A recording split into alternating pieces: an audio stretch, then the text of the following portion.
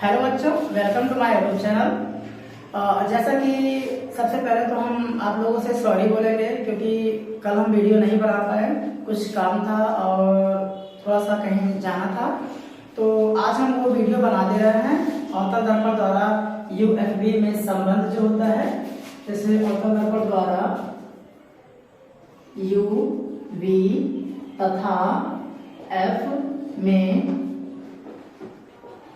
संबंध। हमको बस ये बताना है, जैसे आपको प्रूफ करना है 1/f equal to 1/u plus 1/v, कुछ ऐसे। तो कल के लिए हम सॉरी बोलते हैं क्योंकि वीडियो नहीं बना पाते हैं, आज बनाते हैं। और हमारा मैथ का भी वीडियो आज से बनने वाला है, बेसिक चीजें, और बहुत बेसिक चीज हम मैथ का वीडियो बनाने वाले हैं। और वो कंपटीशन लेवल तक जाएगा, जीरो से उठा करके कंपटीशन लेवल तक का। तो वो भी मैथ का वीडियो आज ही हमारा पहला वीडियो पहुंच जाएगा। और ये तो आप देखिए कि अवतल दर्पण द्वारा यू वी तथा एफ में संबंध। ठीक है, बात करते हैं। जैसे इसके लिए बच्चों, अगर आपको प्रूफ करना है तो आपको फिगर अच्छे से समझ में आना चाहिए। जब आपको फिगर अच्छे से समझ में आएगा तो 100% आप कैलकुलेशन, डेरिवेशन, वैल्यू को पुट करके आराम से इसको प्रूफ कर सकते हैं। और नेक्स्ट वीडियो में हम उत्तल दर्पण द्वारा यूएफबी में संबंध भी बताएंगे। सब और जरूरी नहीं अवतल ही से बनाए, हम उत्तल से भी बनाएंगे। तो चलिए आज बात करते हैं अवतल द्वारा।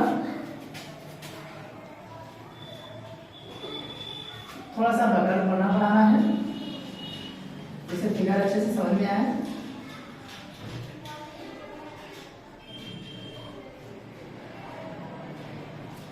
कुछ ऐसे M1 M2, ये है आपका प्रिंसिपल एक्सिस, मूरी एक्स जो इनफाइनाइट तक जाती है।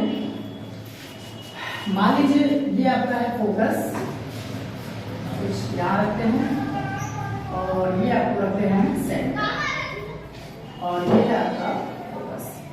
तो वस्तु को यहाँ रखते हैं कहीं आसपास, कुछ ऐसे। यहाँ से पैरेलल लाइन चलाते हैं और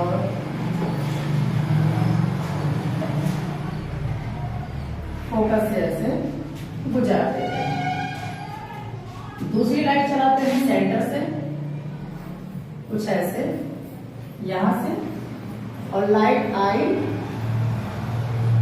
टकराई और रिटर्न अपने ही तरफ वापस चल दी। ये तैयार है। ये दो चीजें आनी चाहिए आपको। देखिए, मान लीजिए पहली लाइट है, बताए भी थे, और ये मान लीजिए आपकी दूसरी लाइट है। तो लाइट आ रही है, टकराने के बाद देखिए सीधे ऐसे चले गए, आराम से चले गए। और ये लाइट ऐसे जा रही है, और टकराने के बाद देखिए रिटर्न ऐसे ही, क्योंकि सेंटर से जा रही है ना, तो कहीं टर्न नहीं होना है, कहीं कुछ नहीं होना है। ये एक दूसरे को कहाँ काट रहे हैं, यहाँ मान लीजिए इसका नाम दिया आई डैश, और इससे परपेंडिकुलर लाइन खींचा जो इसका एक ऑब्जेक्ट है। ये ऑब्जेक्ट है, इसका मतलब है आई डैश। तो हमको प्रूफ करना है 1/f बराबर 1/u प्लस 1/v, इतना हमको प्रूफ करना है। तो जो भी काम होगा बच्चों बाय फिगर ही होगा। इसका नाम देते हैं o डैश, यहाँ नाम देते हैं a, और एक हम परपेंडिकुलर लाइन ड्रा करते हैं जो on the CF principal axis, इस पर CF प्रिंसिपल एक्सिस पे परपेंडिकुलर लाइन ड्रा करते हैं। पॉइंट को हम M से डिनोट कर देते हैं, बाकी सब ठीक है। सबसे पहले तो फिगर में क्या होनी चाहिए कि एक अवतल दर्पण से जब अगर प्रूफ कर रहे हैं तब को अवतल दर्पण बनाना है, और एक ऑब्जेक्ट रखना है C से इधर, और मुख्य अक्ष के समांतर पहली किरण चलाना है जो फोकस से लेके जाना है, दूसरा सेंटर से लेकर जाना है जो इस पे बनता है। अब हमको बनाना है प्रूफ करके, तो ध्यान दीजिएगा। माना दर्पण M1 M2 जिसकी वक्रता केंद्र C तथा फोकस बिंदु F है तब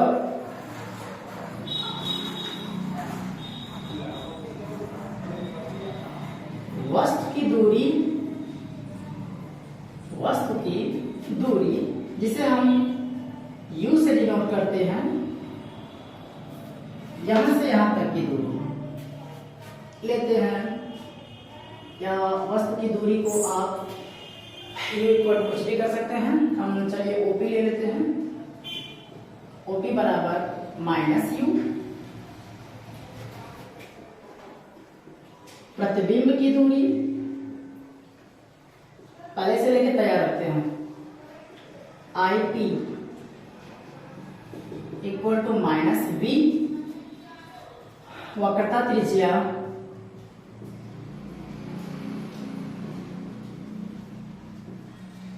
त्रिज्या CP इक्वल टू -r तथा फोकस दूरी FP इक्वल टू -r। आप देखेंगे सभी दूरियां माइनस में ली गई हैं। ये जितने भी दूरियां हैं, चाहे वस्तु से ध्रुव के बीच की दूरी हो, प्रतिबिंब की ध्रुव से बीच की दूरी हो, वक्रता त्रिज्या की बात करते हैं या फोकस दूरी की बात करते हैं। यहाँ से यहाँ तक आपका वक्रता त्रिज्या, फोकस दूरी, वस्तु की दूरी और प्रतिबिंब की दूरी जो भी बात करते हैं माइनस में लेते हैं। रीजन क्या है कि जैसे ये प्रिंसिपल एक्सिस होता है कि मुख्य अक्ष की इस साइड जो भी चीजें होती है निगेटिव होती है। मान लीजिए देखिए ऐसे ये आपके मान लीजिए क्या है, अवतल दर्पण है। ध्यान से देखिएगा, ये आपका अवतल दर्पण है और ये प्रिंसिपल का काम करेगा क्या, सभी दूरियां माइनस लेते हैं। और अगर ये उत्तल दर्पण बन जाता है तो यही दूरियां हम प्लस में ले लेते हैं। तो जो ज्यामितीय रचना होती है मैथमेटिक्स में, वही साइंस का भी काम करता है। तो इसको याद रखिएगा, हमेशा बाएं तरफ की दूरी माइनस, दाएं तरफ का प्लस लेते हैं। तो ये इतना आपका हो गया। अब बात करते हैं समकोण त्रिभुज OOC सिमिलर या समरूप है समकोण त्रिभुज या त्रिभुज II', ये दोनों त्रिभुज एक दूसरे के समरूप हैं, तो इसके जगह पे हम लोग ले सकते हैं। बता रहे कैसे होगा, सब कुछ बताएंगे कैसा नहीं। इसके सामने हमने मान लिया OO' by II' equal to इसके सामने OC डिवाइड बाय IC या CI, जो भी आप बोलेंगे। ये बन जाता है आपका इक्वेशन नंबर 1। कैसे लिया गया सर, आपने कहा तो ये समरूप है, समरूप कैसे मान लिया आप, और ये इसका क्या रूल अप्लाई करके सब बता रहे हैं। वहां बेसिक चीजें जो है हम उधर बताते हैं। तो बता रहे हैं ये रीजन कहां से आती है, ध्यान दीजिएगा। सबसे पहले समरूप किसे कहते हैं, सिमिलर। थोड़ा टाइम तो जाएगा, वीडियो थोड़ा सा लंबा होगा, लेकिन सिमिलर या समरूप के बारे में जान लीजिए। सिंबल होता है कुछ ऐसे, सिंबल कुछ ऐसे, जैसे सर्वांशम का नहीं होता है ऐसे, तो बस ये लाइन आ जाएगी, ठीक है। ये होता है समरूप का सिंबल। समरूप कहता है कि अगर हमारे पास कोई भी त्रिभुज, जरूरी नहीं कि समकोण त्रिभुज, कोई भी त्रिभुज हो, अगर एक त्रिभुज का सभी कोण दूसरे त्रिभुज के संगत कोण मतलब करेस्पॉन्डिंग एंगल के इक्वल हो, तो वो दोनों त्रिभुज समरूप कहलाते हैं। जैसे अगर ये 50 डिग्री है और आपने किसी तरह दिखा दिया या ऑलरेडी गिवन है 50 डिग्री है, ये 90 डिग्री होता है, ये 90 डिग्री होता है, मतलब परपेंडिकुलर तो 90 डिग्री में कुछ हो सकता है। तो तीसरा ऑलरेडी बराबर हो जाएगा, आपको कुछ करने की जरूरत नहीं है। बता रहे कि वो यहां से क्यों पहुंचा जाता है। अगर आपके पास दो त्रिभुज हैं, एक त्रिभुज का दो कोण और दूसरे त्रिभुज का दो कोण, संगत कोण बराबर हैं, तो तीसरा को करना क्या, 180 में से घटाना है, 180 घटाना है, तो तीसरा ऑलरेडी बराबर हो जाता है, ठीक है। तो ये जो आपस में बराबर हो जाते हैं, ये रीजंस क्या है। समरूप में हमेशा कोणों का बराबर होना बहुत जरूरी है। समरूप में हमेशा कोणों का बराबर होना बहुत जरूरी है। अगर कोण बराबर हो गए तो उनके सामने वाली जो संगत भुजाएं होती है, जो सामने वाली भुजाएं होती है, उनका रेशियो जो होता है अलग अलग इक्वल होता है। अब आपको बेहतर बताते हैं, इधर देखिए। मान लीजिए हमारे पास एक त्रिभुज है और कुछ ऐसे त्रिभुज है। हमने ये कोण इसके बराबर दिखा दिया, ये कोण इसके बराबर दिखा दिया, तो तीसरा ऑलरेडी बराबर हो गया। मान लीजिए इसके सामने वाली भुजा मैंने दिया मैंने पॉइंट ए बी सी, और यहाँ दे दिया ए डैश बी डैश और सी डैश, कुछ ऐसे दे दिया। हमने कहा ये कोण या ये दोनों त्रिभुज समरूप है। समरूप का मतलब कि इसके त्रिभुज के सभी कोण उस त्रिभुज के सभी कोणों के बराबर हो रहे हैं, संगत। देखिए इसके बराबर, ये इसके बराबर, ये इसके बराबर। तब क्या होता है, इस कोण के सामने वाली भुजा कौन है, ए बी, और इसके बराबर कौन था, ये। इस कोण के सामने वाली भुजा कौन है, सामने वाली भुजा ए डैश बी डैश। इन दोनों का रेशियो बराबर इस कोण के सामने वाली भुजा बी सी, और इसके बराबर कौन है, ये। इस कोण के सामने वाली भुजा बी डैश सी डैश। दो ही नहीं, जरूर तीसरा भी ले सकते हैं। इस कोण के सामने वाली भुजा ए सी, और इस कोण के सामने वाली भुजा ए डैश ए सी, और ये हो जाएगा ए डैश सी डैश। ये तीनों आपस में बराबर हो जाएंगे, ये तीनों आपस में बराबर हो जाएंगे। आपको दिखाना क्या है, एक त्रिभुज का दूसरे त्रिभुज से दो कोणे संगत बराबर हो, तीसरा ऑलरेडी बराबर आएगा। तीनों बराबर हैं तो तीनों के संगत भुज, जो सामने वाली भुजा है दूसरे त्रिभुज के सामने वाली भुजा के संगत के अनुपात के बराबर होता है। ये होता है समरूप का फंडा। और जरूरी नहीं है कि आप छोटा त्रिभुज ले पहले, बड़ा त्रिभुज ले सकते हैं, जो भी आपको लेना हो आप ले सकते हैं। तो ध्यान दीजिएगा, सेम हमारे सामने वही केस हुआ है। देखिए ऑब्जेक्ट को ऐसे रखा गया है 90 डिग्री, प्रतिबिंब को रखा गया है 90 डिग्री। ये वाला कोण जो है इस कोण के बराबर है, जिसे हम शीर्षाभिमुख कोण बोलते हैं, vertical opposite angle. Vertical opposite angle शीर्षाभिमुख कोण 90 इक्वल, कुछ डिग्री होगा कुछ डिग्री होगा, दोनों बराबर। तो तीसरा 180 में से घटाएंगे तो ये बराबर नहीं हो जाएगा, हो जाएगा, क्योंकि 180 डिग्री का कोण होता है तीनों को मिला करके। मान लीजिए तो 50, ये हो जाएगा 50, तो बचा क्या, 90 ये है 85 है तो बचेगा 40, 90 ये है तो 85 है बचेगा 40।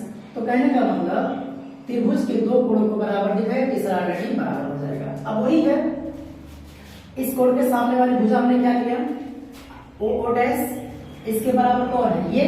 इसके सामने वाली भुजा कौन लिया, आई डैश। देखिए दोनों का रेशियो। अच्छा, फिर बात करते हैं, इस कोण के सामने वाली भुजा हमने लिया, ध्यान दीजिएगा, इस कोण के सामने वाली हमने भुजा लिया ओसी।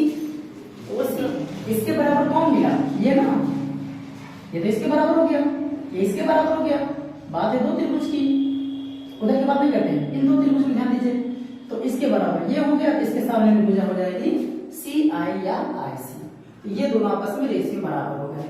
तीसरा भी आप ले सकते थे, इसके बराबर ये, इसके बराबर, पर यहाँ जरूरत इसकी नहीं है। बात यह है यू वी एफ में संबंध, तो फोकस दूरी, वस्तु की दूरी, प्रतिबिंब की दूरी सब यही मिलेगा ना, इसकी जरूरत नहीं है। थोड़ा कंफ्यूजन ये करता है, आपको बता दीजिएगा अभी इसके बारे में। तो फिलहाल इन दो त्रिभुजों से ये एक इक्वेशन मिला। पुनः समकोण त्रिभुज AFM ये भी समरूप या सिमिलर होगा CII डैश F पे, II डैश F। इस त्रिभुज से इससे मतलब था और इस त्रिभुज से इससे मतलब रहेगा। देखिए कैसे, ये भी दोनों आपस में समरूप है। ये 90, ये भी 90 होगा। ये भी परपेंडिकुलर लाइन ड्रा किया गया है। यहाँ आप कहीं बगल में लिख सकते हैं कि AM is perpendicular to OP, ऐसे कहीं बगल में लिख लीजिएगा, क्योंकि AM परपेंडिकुलर टू OP अपने से ड्रा किया गया है। ठीक है, ये 90 इस 90 की इक्वल हो गया। ये देखिए, ये भी शीर्षाभिमुख कोण हो गया। तो बचा क्या है, यही तीसरा कोण ना, यही बचा ना। ये वाला कोण इस कोण के बराबर होगा। तो ये दोनों आपस में क्या होंगे, समरूप होंगे। इस हिसाब से इस कोण के सामने वाली भुजा AM और इस कोण के सामने वाली भुजा II डैश बराबर, अब किसकी बात रह गई, यहां से देखा जाए तो इस कोण के सामने वाली भुजा AM ले लीजिए और इस कोण के सामने भुजा AP FI और बचा ये आपका। तो सबसे पहले बड़ी वाले को उठाए हैं तो आप दूसरे वाले प्रोसेस में बड़ी वाली को उठाएंगे। अगर आप छोटी वाली को उठाते हैं तो दूसरे कंडीशन में जो बराबर आ रहा होता है वो भी छोटी वाली उठाएंगे, तब आपका सही पड़ेगा। एक में बड़ा फिर दूसरे में छोटा नहीं, बड़ा है तो बड़ा लेके जाए, छोटा है तो छोटा लेके जाइए। तो जैसे कि हमने बड़ा में किया, अब दूसरे की जब बात करेंगे तो इसी से बात करेंगे। इस कोण के सामने वाली भुजा FM बाई इसके सामने कौन इक्वल है ये, तो क्या हो जाएगा IF या FI, जो भी आपको लिखना हो। ये रहा दूसरा कंडीशन। लेकिन यहाँ देखेंगे AM बराबर कितना हो जाएगा O डैश, चूंकि AM बराबर क्या है, AM बराबर O डैश है। AM बराबर क्या है बच्चों, O डैश है, तो 100%। अब वैसे भी देख लीजिए कैसे बराबर है, ये समांतर एक दूसरे के हैं। असमांतर का मतलब होता है तभी परिभाषा सही होती है जब दोनों के बीच की दूरियां क्या हो, बराबर हो। तो जो दूरी ये चलेगी वही दूरी ये चलेगी। अगर समांतर नहीं होती तो फोकस से नहीं जाती, इसलिए ये दोनों समांतर हैं तो आमने सामने की भुजाएं बराबर। एक प्रकार से ये आयत चतुर्भुज का भी काम कर रहा है। तो यहाँ हम रख सकते हैं AM की जगह पर O डैश, यहाँ I डैश ऑलरेडी है, FM को वही रहना है, IF को वैसे रहना। दिस इक्वेशन सेकंड, ये आपका जो इक्वेशन बनेगा सेकंड बनेगा इसके नाते, ठीक है। आयत चतुर्भुज के नाते या दो समांतर रेखाओं के बीच की दूरी जितना दूरी है उतना दूरी, ठीक है। इसको नोट कीजिए for equation first and second, तब उसके बाद हम लोग कुछ आगे बढ़ते हैं। नोट कीजिए इसको। वैसे यहां दोनों से हम लोग निकाल लेते हैं। तो थोड़ा सा यहां ध्यान दे दीजिए, यहां इक्वेशन फर्स्ट और सेकंड से यहां अगर हम लिखे समीकरण 1 बराबर 2 से, तो आप देखेंगे ये भी उसी के बराबर है, ये भी उसी के बराबर। देखिए O dash by I dash equal to इतना, O dash by I dash equal to इतना, ये दोनों आपस में क्या होंगे, बराबर होंगे। मतलब OC divide by CI equal to FM divide by IF। ये मान लीजिए आपका इक्वेशन थर्ड रहा, OC बाई CI FM बाई IF, ये रहा आपका। अब इसको एरेज कर दो।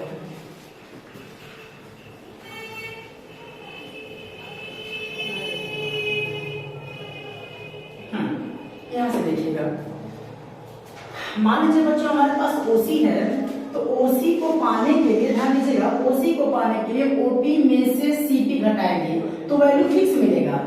OP क्या है U, CP क्या है R, ठीक है। CI पाने के लिए, CI या IC जो भी बात करते हैं, इसको पाने के लिए पूरे में से IP घटाएंगे, CP में से IP घटाएंगे, मतलब ये है R और ये है आपका V, माने प्रतिबिंब की दूरी, ये भी ठीक है। FM देखिए, FM सही नहीं है क्योंकि जब भी दूरी नापी जाती है ध्रुव से नापी जाती है, इसलिए ये अभी सही नहीं लग रहा है। IF देखिए, IF को पाने के लिए IP और FP हटाते हैं, IF पाने के लिए IP में से FP घटाएंगे, सपोज यहाँ से ये तो आप V में से फोकस दूरी की तरीके फोकस दूरी आप घटा दे रहे हैं, लेकिन ये FM जो है ये दिक्कत कर रहा है क्योंकि ये दूरी इतना है ना, और जब इतना ही है तो कहां से लेके आएंगे। तो कुछ कंडीशंस होती है ना हमारे पास, क्या वही पहले वाला हो, यदि दर्पण का द्वारक छोटा हो तब, सेम कंडीशन, यदि दर्पण का द्वारक छोटा हो तब, मतलब इसको और छोटा करेंगे तो ये क्या हो जाएगा, FM चेंज होकर के हो जाएगा FP। कैसे होगा हम बता रहे हैं, FM इक्वल हो जाएगा एफ पी के। एफ पी के कैसे, ध्यान दीजिएगा, इतना हो गया। अभी यहाँ इनपुट करना है, तो पहले बात करते हैं ये कैसे होता है। ध्यान दीजिएगा बच्चों, जैसे ये लाइट आप चला रहे हैं कुछ ऐसे करके, यहाँ से चलाए, ये देखो कितना परपेंडिकुलर आपका मिल गया, ये रहा ए, ये रहा एम, ये रहा बी। और फिर दर्पण को छोटा करिए और छोटा करेंगे तो ये लाइट खिसक करके मान लीजिए यहाँ आई, तो देखिए ये एम और ये फोकस से जाती थी, देखिए एफ इतना है, एफ एम। अभी चूंकि दूसरी लाइट चला रहे हैं, फर्स्ट लाइट सेकंड लाइट, तो कुछ ऐसे जा रही है, थोड़ा सा खिसक करके देखिए यहाँ पहुंचा। और फिर अगर और छोटा करें तो तीसरी लाइट कुछ ऐसे चलेगी, यहाँ जाएगी, और छोटा करें चौथी लाइट चलेगी, यहाँ जाएगी। मतलब कि ये इंक्रीज हो रहा है। ये पहले इतनी दूरी थी, इतनी दूरी जैसे ही दर्पण का द्वारा छोटा कर रहे हैं, ये वाला एम वाला पॉइंट पी की तरफ भाग रहा है। देखिए यहाँ से भी चलाया जाए तो ये यहाँ इसका परपेंडिकुलर काम करेगा, और यहाँ से चलाया जाए ये यहाँ परपेंडिकुलर काम करेगा। मतलब ये भागते हुए पी की तरफ जाता है। या ऐसे समझिए कि एम टेंड कर जाएगा पी को, एम पॉइंट टेंड किसको कर जाएगा, पी को कर जाएगा। ठीक है, ये सबसे सिंपल हो जाएगा। अब यही एफ को पी में रखना है, तो समीकरण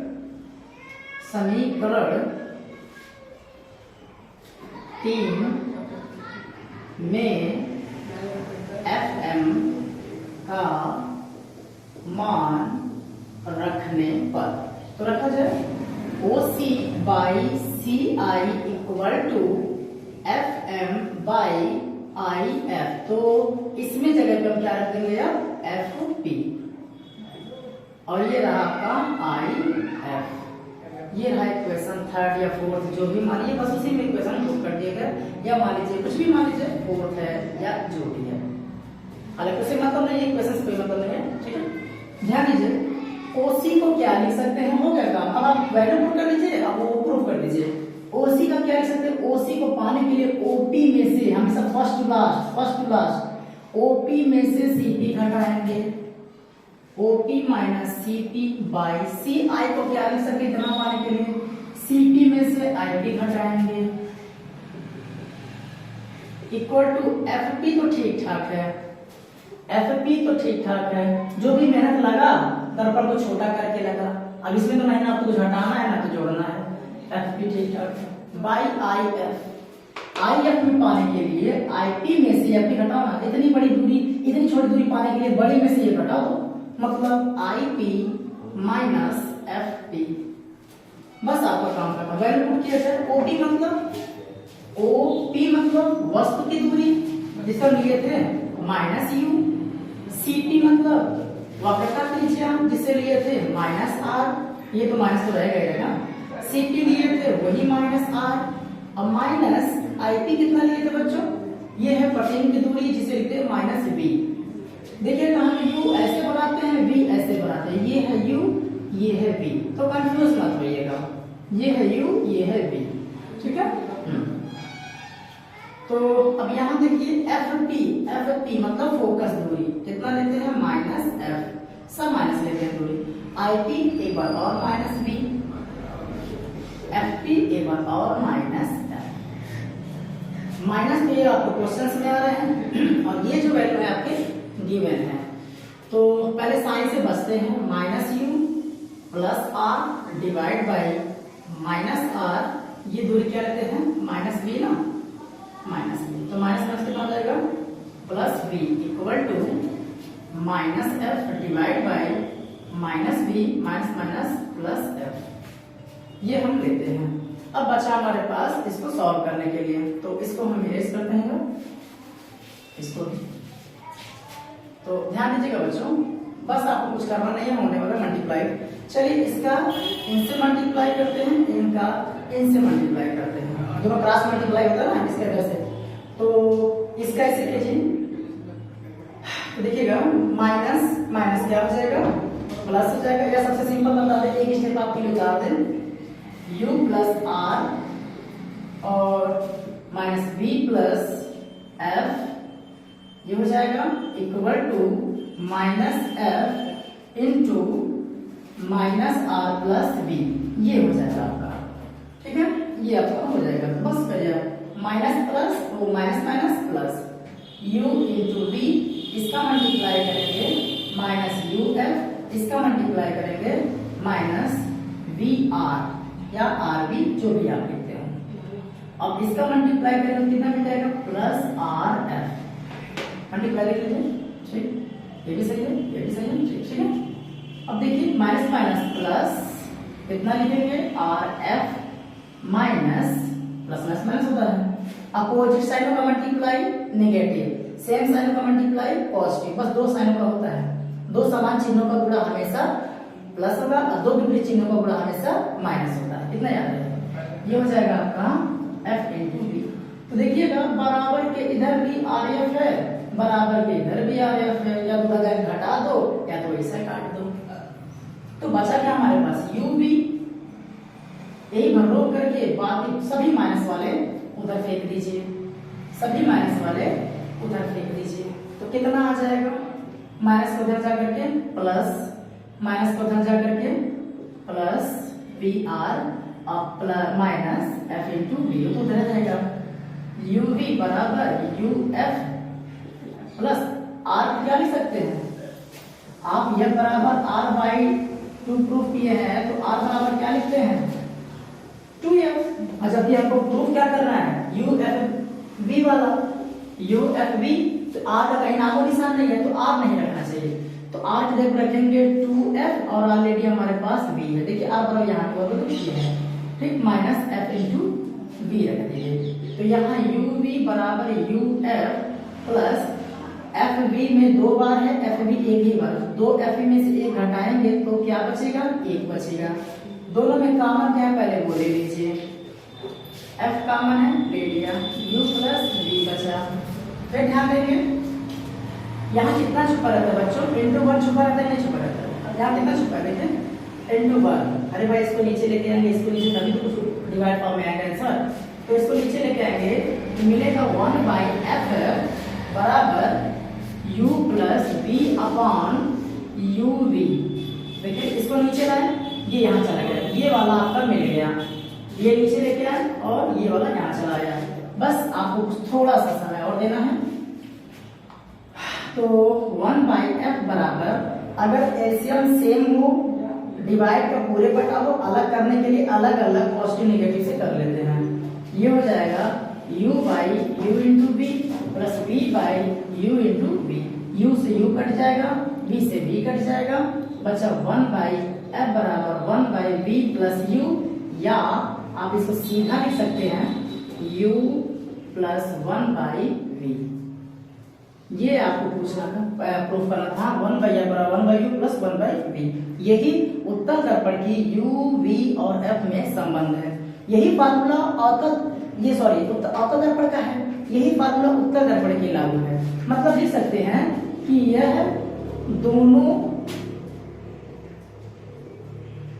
दर्पणों के लिए सूत्र है, ठीक है। तो इसको हम उत्तल दर्पण से कभी प्रूफ करेंगे, ऐसी बात नहीं है। तो फिलहाल आज अवतल दर्पण के लिए इतना ही फार्मूला है, और नेक्स्ट वीडियो में हम उत्तल दर्पण की बात करते हैं, फार्मूला वही प्रूफ करना है, ठीक है। Thanks for watching.